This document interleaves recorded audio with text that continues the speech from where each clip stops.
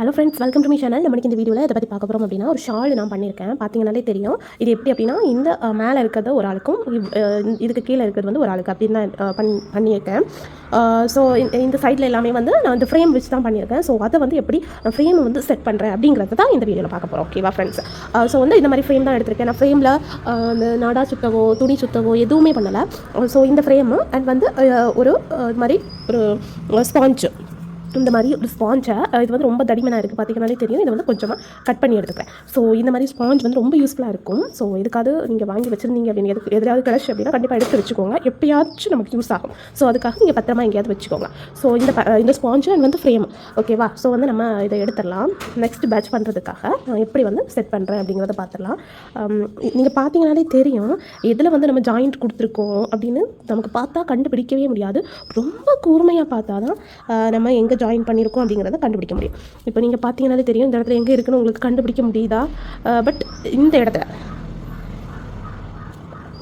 இடத்துல தான் நான் ஜாயிண்ட் கொடுத்துருக்கேன்.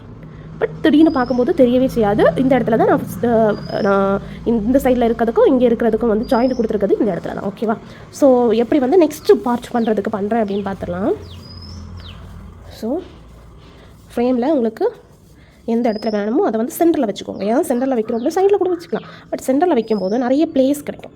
ஓகேவா? இப்போ இந்த சைடில் வச்சோம்னா இவ்வளோ பிளேஸ் தான் கிடைக்கும். பட் சென்டரில் வச்சோம் அப்படின்னா நமக்கு நிறைய ஒர்க் பண்ணுறதுக்கு ஸ்பேஸ் கிடைக்கும். ஸோ அதுக்காக இந்த மாதிரி வச்சுக்கோங்க. சென்டரை பார்த்து இந்த மாதிரி வச்சுக்கோங்க. வச்சுட்டு இந்த மாதிரி ஸ்பாஞ்ச் இருக்குல்ல, அந்த ஸ்பாஞ்சை இது வந்து ஒரே யூஸ் தான். திரும்ப இந்த ஸ்பாஞ்சை யூஸ் பண்ணிக்கலாம். ஸோ இந்த ஸ்பாஞ்சை இதில் அந்த ஒர்க்கு மேலே வச்சுக்கோங்க. வச்சுட்டு அந்த ஃப்ரேமை மேலே வச்சுக்கலாம். இல்லை வந்து உங்களுக்கு குட்டியான ஒரு டிசைன் தான், இந்த ஒரு டிசைன் தான் பண்ணும் அப்படின்னா இந்த ஃப்ரேமை அப்படியே எடுத்து இந்த இடத்துல ஃபிக்ஸ் பண்ணி கூட பண்ணுவாங்க. இப்போ நீங்கள் கீழே நாடா சுற்றி வச்சுருந்தீங்கன்னா இந்த கேப் வந்து ரொம்ப அதிகமாக இருக்கும். அப்போ வந்து இந்த ஃப்ரேமை வந்து இதில் மாட்டி கூட பண்ணலாம். ஒரே ஒன்று இருந்தால் இங்கே 2 இருக்குது. அதுக்கு நம்ம சேஃபாக பண்ணுறதுக்கு இந்த மெத்தடு ரொம்ப யூஸ்ஃபுல்லாக இருக்கும். ஓகேவா? ஸோ இந்த மாதிரி வச்சுக்கோங்க. வச்சுட்டு ரொம்ப வந்து இதை வந்து லூஸ் பண்ணி வச்சுட்டு தான் நம்ம ஃபிக்ஸ் பண்ணணும். ஓகேவா? இதை வந்து ஃபிக்ஸ் பண்ணிக்கலாம். ஃபிக்ஸ் பண்ணிவிட்டு இந்த இடத்துல கொஞ்சம் கேப் இருக்க மாதிரி தான் இருக்கும். பட் இருந்தாலும் ரொம்ப வந்து நமக்கு ரொம்ப லூஸாக இருக்குது, தைக்கவே முடியாது அப்படின்னு சொல்ல முடியாது. ஓகேவா? லைட்டாக தான் லூஸாக இருக்க மாதிரி இருக்கும். ஸோ வந்து இதை ஃபுல்லாக நான் டைட் பண்ணிவிட்டு காமிக்கிறேன்.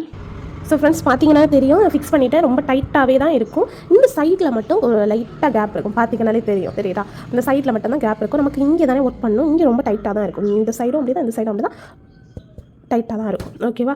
ஸோ இப்படி தான் நான் பண்ணுறேன். அண்ட் வந்து செயின் ஸ்டிச் எல்லாம் போடும்போது இதுக்கு உள்ளாடியிலேருந்து ஸ்டார்ட் பண்ணிங்க அப்படின்னா உங்களுக்கு செயின் ஸ்டிச் போடும்போது கண்டினியூவேஷனாக இருக்கும். ஓகேவா? ஸோ இவ்வளோ தான் ஃப்ரெண்ட்ஸ். இந்த வீடியோ உங்களுக்கும் யூஸ்ஃபுல்லாக இருக்கும்னு நினைக்கிறேன். உங்களுக்கு துப்பட்டா பண்ணணும், இல்லை சாரியில் ஒர்க் பண்ணணும் அப்படின்னா வந்து இந்த மெத்தடை வந்து யூஸ் பண்ணலாம். நான் எதுக்காக இதை சொல்கிறேன் அப்படின்னா, ஃப்ரேம் மட்டும்தான் இருக்குது என்கிட்ட, காட்டு வாங்கணுமா, இவ்வளோ காசு செலவு பண்ணணுமான்னு யோசிச்சுட்டு இருப்பீங்க தெரியுமா? அவங்களுக்காக தான் இந்த வீடியோ. உங்கள்கிட்ட காட்டு இருக்குது அப்படின்னா காட்டில் போட்டிங்கன்னா ரொம்ப சூப்பராக தான் வரும். பட் என்கிட்ட ஃப்ரேம் தான் இருக்குது. ஃப்ரேமை வச்சு நான் எப்படி பண்ணணும் அப்படிங்கிறத ஏதோ ஒரு யூடியூப் சேனலில் பார்த்தது மாதிரி தான் ஒரு ஞாபகம். எதில் பார்த்தேன், எப்போ பார்த்தேன்னே ஞாபகம் இல்லை. நான் இந்த மாதிரி தான் நிறைய டாஸ்க்கெல்லாம் பண்ணியிருக்கேன். ஸோ உங்களுக்கு யூஸ்ஃபுல்லாக இருக்கும்னு நம்புறேன்.